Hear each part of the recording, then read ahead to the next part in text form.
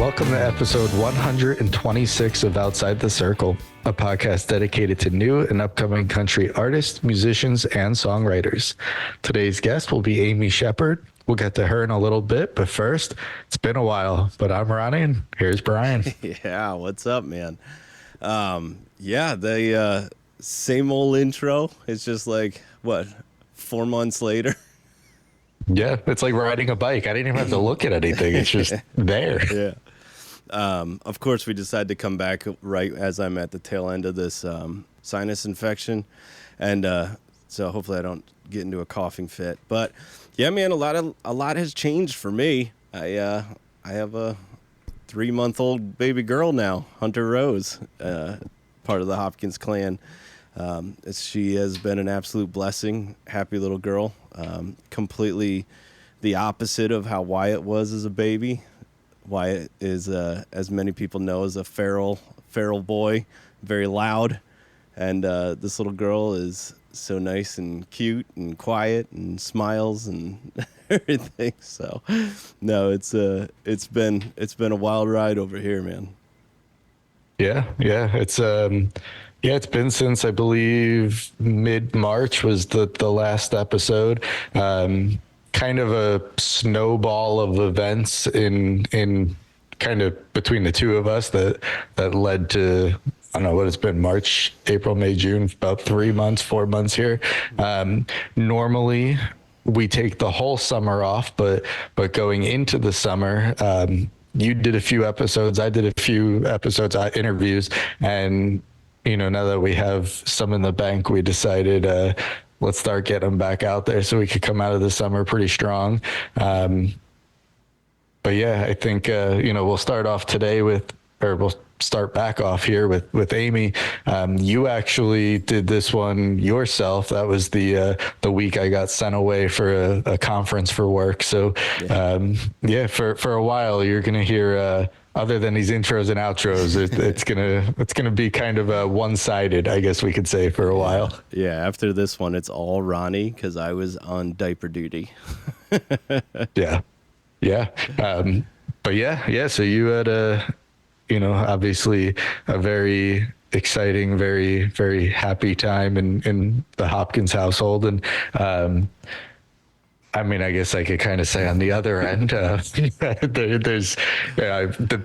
those that could see behind me. I have officially sold my house and moved. So I think the last interview we did, we talked about burning the house down. I did not do that. I sold it and moved on. So I think we're in a better space on both our ends, being able to have this time again back and looking forward to, we ended at 125. So looking forward to 125 plus more. And we got, like you said, I did 7 while you were in diaper duty. So we've got a lot of content coming, and it's about time we can finally start getting this back out. Yeah, no, I'm excited for it, man. As many new parents may know this, but like when you have a kid, it's like you kind of lose yourself, right? Your like whole focus is like keeping the kids alive, right? So you kind of lose all the little cool stuff that you used to do, and I'm blessed to have a wife that is can hold that down for a couple of hours that we do this podcast every night or every week. So I'm excited to get back into this, find a little bit of ourselves back, and get talking about music again, man. I've been missing it big time. Yeah, it's actually, it's funny that you say you kind of lose yourself a little bit, and I feel like the complete opposite as a 36-year-old. I feel like I need to figure out how to feed myself again. So, but yeah, no, this is I don't know. It's been missed, I guess, is the short end of it. And I'm excited. And we're going to start with Amy here. And yeah, Brian, you knocked this one out of the park once again. Another Australian now in Nashville. And yeah, I mean, a lot of people are probably going to recognize the name. You talk a little bit about pre-solo career, but obviously this interview is going to focus on her solo career. So, I think it's probably enough rambling from us for the next couple weeks as we get all this out. So, yeah, I guess without further ado, let's jump into the first one in a few months. All right, everyone, we are here today with singer-songwriter Amy Sheppard. Welcome to Outside the Circle, Amy. How are you doing? Hi, so good. How are you? Doing great. Yeah, this is going to be a fun one. You know, I took a deep dive into a lot of your music and your previous projects' music, and it's been a real fun, nostalgic, I guess you could say. Yeah, I've been in quite a while now. Yeah, it's going to be interesting to see if the audiences can connect some dots. Right. All right. So, the cliche thing, we're going to start from the very, very beginning. Where did you grow up and how important was music? So I was born and grew up in Papua New Guinea, which is, for those of you who don't know, a small island country above Australia. So it's completely different to Australia. It's a third world country. So I really didn't have the luxuries of what they had in Australia in the first world. Like I couldn't just go to the movies or the record store and pick up what CDs you wanted. Like I was only exposed to what my family was listening to. So my dad was a huge country music fan. And that's really how I fell in love with music. And yeah, music's incredibly important for me and my family. And it all started in Papua New Guinea, which is where I was born. So where was your dad hearing country music? I mean, for us Americans, country music is like, our music, quote unquote, right? And so it's kind of, for me, I think it's always cool when there's, someone that is grown up. So, your father listened to country music. Was it a radio station that you guys had? No, it was mostly his CD collection. So yeah, Dolly Parton and the Eagles, George Strait. He really loved American country. We had access to CMT, I think it was called, the Country Music Channel. Mm-hmm. And it was the American station, which was great. So yeah, I was exposed to like Shania Twain and Trisha Yearwood, loved all of those. Yeah, so growing up, that's really all I was listening to was country music. And, of course, the odd like Britney Spears and Backstreet Boys infiltrated in there. But yeah, in my childhood, it was all about country music. That's cool. And not to beat this dead horse, do you know where he was exposed to country music or how he was exposed to it? I don't know. I should probably ask. No idea. I think he just... I don't remember him, like, I know that he always loved the Eagles, but I don't remember him, like, from when I was about, like, 3 and 4, I don't remember him listening to a whole lot of country music. So I wonder if it was the CMT station where he fell in love with it. Yeah, that's a good question. I'll have to ask him that because cool. I guess that has really shaped a lot of my life. Yeah, well, speaking of shaping, you hold the distinction of being the most played Australian female artist on country radio between 2022 and 23. When was it that you decided that music was going to be the career path? Probably around the age of maybe before the age of 10 even, like 8 to 10, I was going to be the next Shania Twain. I learned how to play guitar. I found my dad's old guitar in storage. It was a little dusty and it had about 3 strings. And I was walking around with a hat, like pretending to be Shania Twain. And my parents thought it was really funny, but they always wanted me to play piano. My siblings and I all learned how to play like classical piano when we were growing up, and we hated it. Yeah. But I think they were always really hopeful that we would play an instrument. So when I gravitated towards the guitar, they got it tuned up and they put some extra strings on it, got me lessons, and I learned some John Denver and learned how to play, learn how to songwrite. Yeah. The piano, do you still play piano or did that kind of fall off on you? It definitely fell off on me. I do play a little bit in the band, but it's just not my favorite instrument. Yeah. I mean, I probably should brush up a little bit just because it's always great to play multiple instruments and you always hear things differently and it's from a different perspective. But for the most part, it was always guitar for me. Yeah, that's how it was. When I went to school for music production, they always had us on like a keyboard, and I could never do keyboard. I'm not even that good of a guitar player, but I know the guitar better than I do the keys, but it's easier to visualize on the keys. And I was the same way. Like even today I kind of kick myself because I'm like, man, it would be really cool to be able to sit down at a piano and play out a song and figure it out rather than, on the guitar. But yeah, I'm with you on that one. I wish piano was cooler when we were kids. I think just the way that we were taught was just so regimented, and the whole theory and the exams that really just took the fun and joy out of it. So I wish that I gravitated towards it, but I think there's like a bit of PTSD there. And I just feel like I'm going to get in trouble whenever I like play wrong. But I actually played with the wrong fingers as well, which because my brother's an extraordinary keys player. He picks me up on it. But I do it the way I do it, and I just play some chords and a couple of things here and there. But yeah, I do wish that I was better. So I mean, I might get myself people at this year and brush up. There we go. Well, speaking of your siblings, you were in a band with your siblings. We'll leave the listeners, to find that. But super successful. Over 2 billion streams, 5 million in record sales. I'm curious, what is the difference between writing in a sibling band versus now on your solo stuff, and kind of bring us through that songwriting process? There's definitely comfort in writing with my siblings. I mean, I write with my brother. My little sister plays bass in the band. She doesn't write, but my brother and I are such a well-oiled songwriting duo that it's just become second nature to us to write music together. So I really had to get outside of my comfort zone to write alone. I mean, I have written for the band in separate rooms, but it always just felt really, I don't know. I think with the band, it's like both of our influences combined to create our sound. So it is really important that we write together.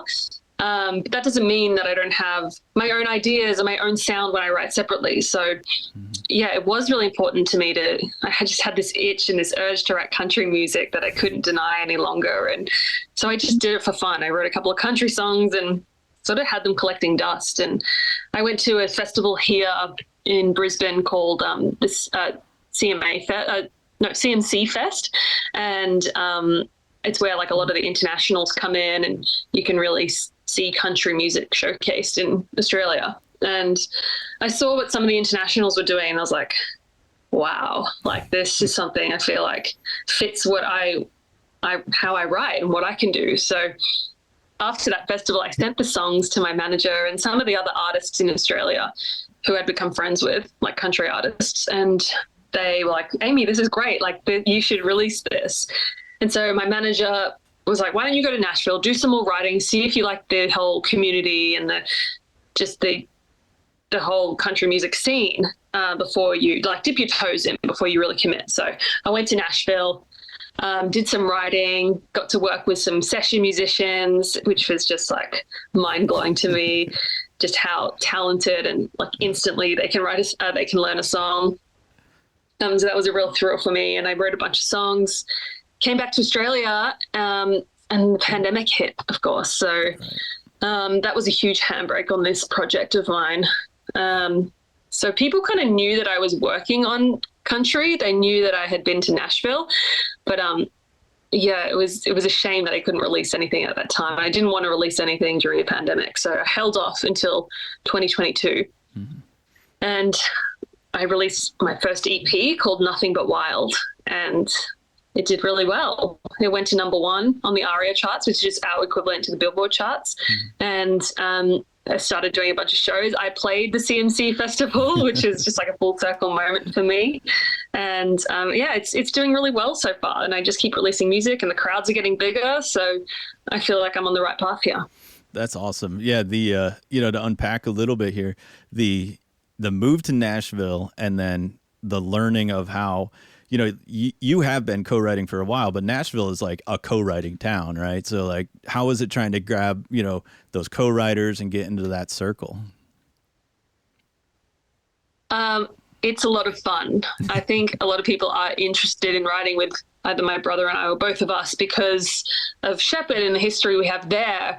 And now that I'm in country, I think a lot of the songwriters are interested to write with us. And it's been great. I mean, we're writing nearly 5 days a week, and it's that we just have access to so many more writers than we had in Australia. Unfortunately, it's like Australia's a great music industry, but it's a lot smaller. So to be a songwriter is kind of niche. But now we're in the songwriting town, and it's so fun. I'm feeling a lot more confident with writing, both with my brother and co-writers, and just with myself and co-writers. It's just like a new perspective, and it's a lot of fun. Yeah, I love the idea of co-writes, and you know, I had a thought and it's gone, but we'll circle back with it. But speaking of songwriting, and I think it would be a great time for us to take our break and listen to one of the songs. So if you don't mind, could you introduce it for us? Sure. This is Amy Sheppard, and this is my single, Overthinking. I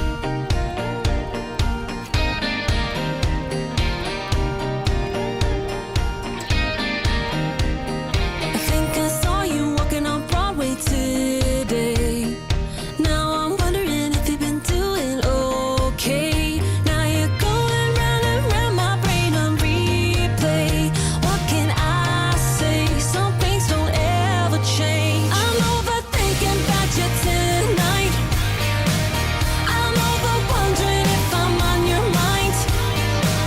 I'm over wishing that you blow up your phone. Tell me that you're all alone and you ain't over me like I ain't over you. I'm overthinking, thinking. Yeah, I'm overthinking, thinking about you. Remember when we crashed like waves in California? I can still hear you saying, baby, I'm falling for you. Yeah, we stay up all night in them sheets, starting fast. Close my eyes, we're still there. Feels so right in my head. I'm overthinking about you tonight. I'm over wondering if I'm on your mind. I'm over wishing that you blow up my phone. Tell me that you're all alone and you ain't over me like I ain't over you. I'm overthinking, thinking. Yeah, I'm overthinking, thinking about you.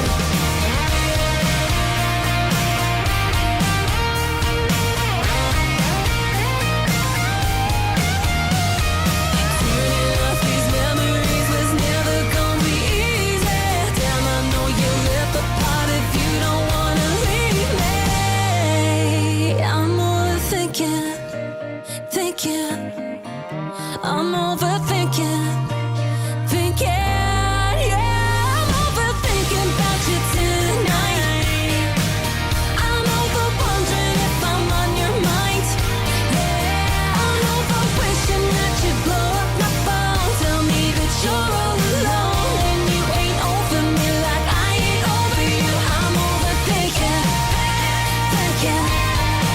Yeah, I'm overthinking, thinking about you. I'm overthinking, thinking.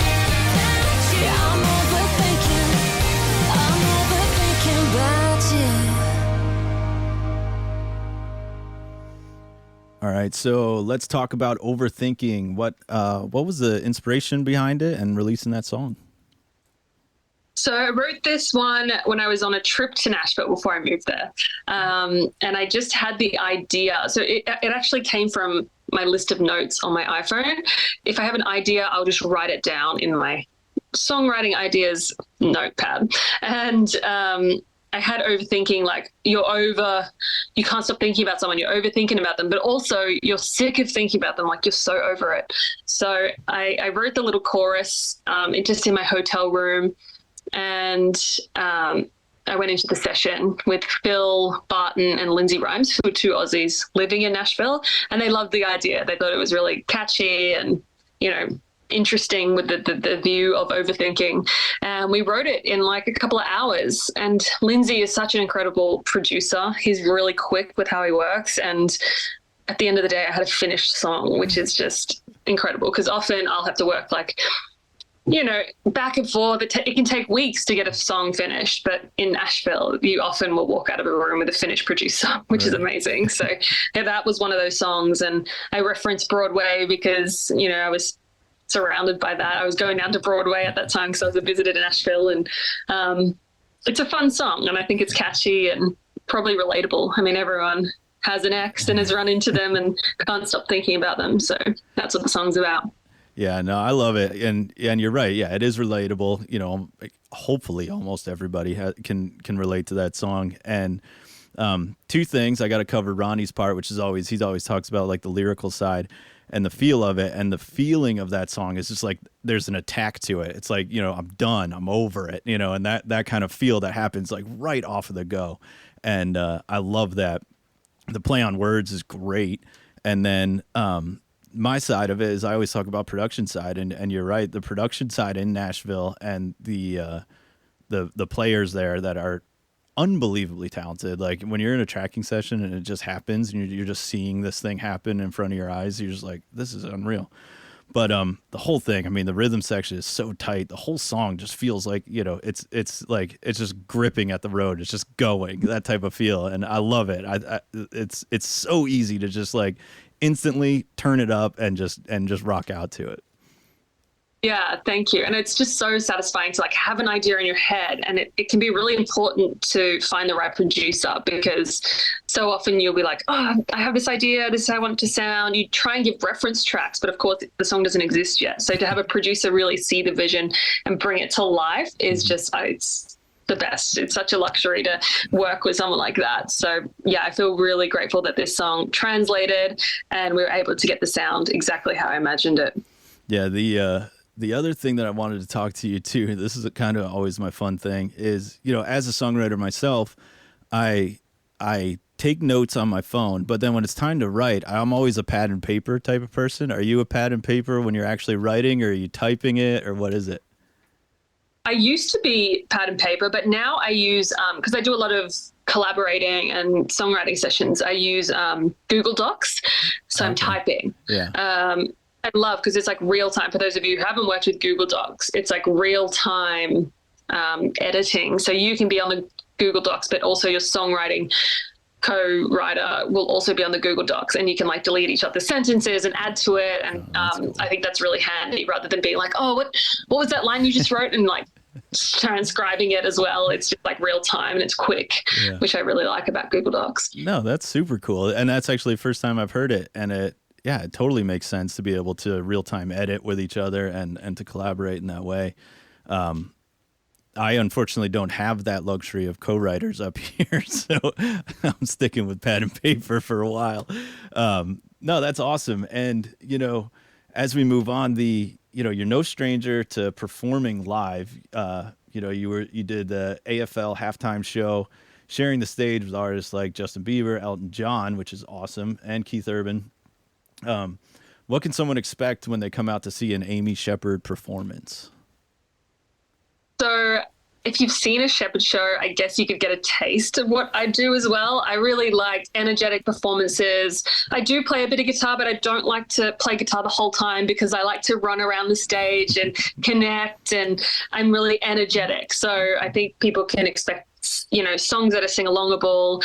They can expect me to be like right in their faces. And also I do have those moments where I do grab the guitar and it's like more intimate. So yeah, there is something for everyone in my show, I'd say. And I hope that people can get a chance to come and see me live. Yeah, no, it sounds energetic. It sounds, addicting, I guess, when you see something like that, when you see that passion on stage and then it's reciprocated, from the audience and stuff. It's just a big circle of just energy happening. That is awesome. The other thing that I have here is that, and this is always fun when we have, artists on that have been on shows, say. So you were on last season's Masked Singer Australia. Tell us a little bit about that experience and what it's like to be on that show, day in, day out type of stuff. I was so nervous on that show. They were casting, and my PR agency was like, would you submit? Would you like to go on the show? And I was like, oh, like I'm really nervous because these costumes are huge, and is it singing live? Is it what's the deal? And they said, yeah, you have to sing live. You have to wear the costume. It's super secretive. But at the end of the day, I couldn't say no to an opportunity like The Masked Singer. So I said yes, and they had me, and I was the orca, so killer whale. And I think it was a great costume because everyone loves killer whales. They're so smart and a respected animal, I think. And she was a beautiful girl. She had big eyelashes. You could tell she was a pretty orca. And I lasted, so I was a wild card. So I came in the middle of the season. I lasted for 3 songs, so 3 episodes, which was great. And it was just so fun and weird, like a weird experience because it is really secretive. You have to wear like a hood backstage so nobody knows who you are. Wow. Even the people working on set don't know who you are. Only I think there's like one costume person who helps you get dressed. There's your bodyguard who helps you like actually get around. And then like the producers of the show, which are like 2 or 3 more people. So there's like a total of 5 people who know you're on the show. And apart from that, it is like legit and you are singing live, and the costume was really heavy and I had to do like choreography.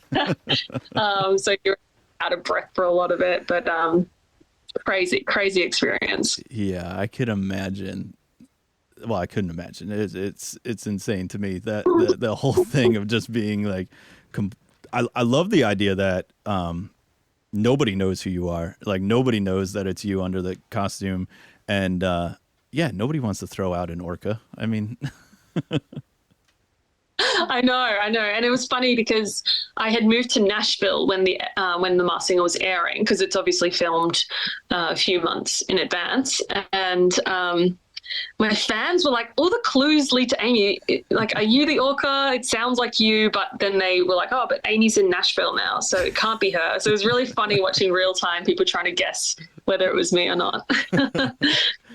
Oh, that's awesome. That's so funny.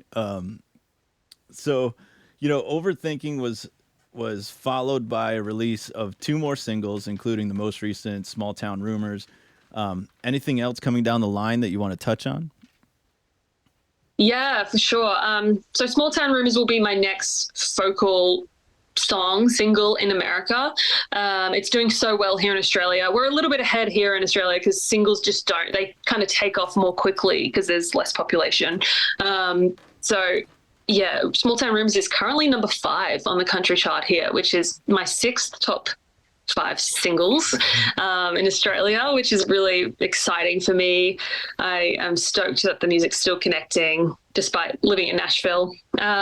But yeah, I hope that audiences in America also love the next single. But apart from Small Town Rumors, I'm just going to be releasing singles for a while because I do have enough songs for an album, but now that I'm in Nashville, I just know that there are going to be even better songs written, and I just want to explore that and experiment a little bit before I commit to the songs that I already have. But until then, I'm just going to be releasing the singles that I'm pretty solid on and I am confident I want out there. Stay tuned because there's a ton of music on the way. Yeah, I like that. I like the idea too that, of absorbing the town, absorbing what's happening around you and getting that, catalog together for a nice big album. I'm a huge fan of albums, so I can't wait for that. Not just a musician, but also a spokesperson for body positivity after launching your Kiss My Fat Ass campaign in 2019. How has the process been on sharing your journey with self-image, acceptance, and fitting in on social media? Yeah, it was actually a surprise that this all unfolded for my career. I always have struggled with my body image, and I know that I'm not the only one. Nearly everyone does, but especially females. And with the rise of Instagram and TikTok, it's just like worse than it's ever been. So I kind of got sick of filtering my photos, and I was sick of having to try and keep up with what the perfect pop country star looks like. I was tired of trying to fit into a box. So one day I posted a photo of me with some cellulite by the pool, like a photo of me in a bikini. And I decided that I wasn't for once going to airbrush my legs, and I wasn't going to put a filter on it, just to see. And this was back, what year was it? Maybe 2018, 19, around that era. And not a lot of people were doing body positivity or any body image stuff on Instagram. We were still in that era of like Instagram highlight reel. And I was shocked at the reaction this photo had. People were just like, oh my God, like cellulite on a celebrity, what? And the photo went viral. And I just could not believe that reaction that a natural woman's body had. And people were sharing it. And then somebody coined the hashtag kiss my fat ass, because in my caption I had written like, if you don't like it, you can kiss my fat ass. And then someone posted their own bikini photos saying hashtag kiss my fat ass, and then it kind of spread from there, and I had women from all over the world sharing their hashtag kiss my fat ass photos. And yeah, it just highlighted to me just how much people were needing a role model who was presenting themselves as they were. And so yeah, I really carried that on into my career. I have done a bunch of like podcasts, and I'm now on a documentary called Embrace Kids, which is a documentary by Taryn Brumfitt, who was Australian of the Year last year with her work with body image, because she really wants to nip it in the butt with, is that the right saying? With It works. I know it's a bit ironic because kiss my fat ass. But anyway, she really wanted to change the perspective with kids before it was too late, because no one's born hating their bodies. It's something you learn along the way. So she has really made it her effort to change kids' perspective from a young age. And she did a documentary called Embrace Kids. And yeah, I feature in the documentary, which is one of my proudest moments, because yeah, I think it's really important to have someone in the public eye show that they can be successful and they can have a number one single without being perfect. And I think that's just really important for people to see. No, I love that. You know, as a father of a 3-year-old boy and then a daughter on the way, weeks from now. Congrats. Thank you. You know, I can only but be hopeful that the world of Instagram, the whole world of like needing to be perfect for, you know, the follows and stuff like that, just gets, you know, nixed and gets, you know, put out of the way, because there's so much more to the human spirit than what is, you know, filtered out on, you know, an Instagram post or, you know, whatever you're trying to get for likes. And so I really appreciate it. I think it's going to be awesome. I'm going to find that documentary and watch it. And, you know, this has been awesome. It's been an absolute pleasure having you here. Where can the listeners come to find you, your music, and follow along on this journey? Yeah, thank you. I am at Amy Sheppard Pie on socials, which is a play on shepherd's pie, if you know what that is.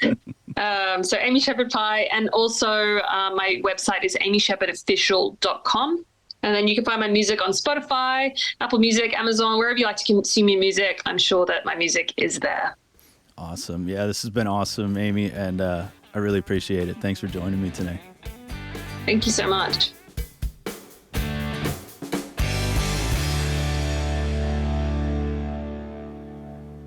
All right, so that was our interview with Amy Sheppard. Yeah, Brian, it was a good interview. I enjoyed it, and good first one back. And yeah, hopefully we get many more in the bank here. Yeah. I don't know if we ended up like landing on it, but you know, her previous band, I had no like previous notion of like who it was or who her band was, and I kind of do that on purpose for these interviews, because I kind of like like learning while the interview is happening. Like, I know you like to be prepared, right? Yes. I kind of go prepared. Yeah, I'm like, oh no shit, like that's you know, and like maybe that's like I'm a really bad interviewer, but no, I really liked it. I mean, and you know, something about these Aussies, man, they just seem to have so much fun, and it's so easy and fun to talk to. And yeah, I'm really looking forward to, you know, seeing what more she releases over here in the States. Yeah, and I don't think that's a bad interview, or I think that's we make a good combo on my preparedness and your excitement into it. But yeah, no, Amy done such a phenomenal job both previously in the band and now as a solo artist, and we got at least one other Australian artist ready to be released. So I have a feeling we're not going to be done with Australia anytime soon with the way that they kind of keep pushing their artists over there. So yeah, no, I think it was a phenomenal interview. Yeah, I mean, I'm just excited. I mean, we're back. We're releasing episodes, and it's been a while, and I can't wait to just keep doing it. No, man, I'm excited for it. I'm excited to be back in the swing of things, and excited to get these episodes out for people. And you know, I think they're going to be really shocked. I mean, we got some really cool artists on the way, and I hope our old fans have come back, and I hope we gain a lot of new ones, and I think a lot of people, you know, will start to really follow along with the new artists we have. But I'm excited to be back, and you know, I guess we can kind of wrap this thing up. So another huge thank you to Amy Sheppard for coming on Outside the Circle. Be sure to follow her on all of our social media music listening platforms. We leave you today with another track from Amy Sheppard, Small Town Rumors.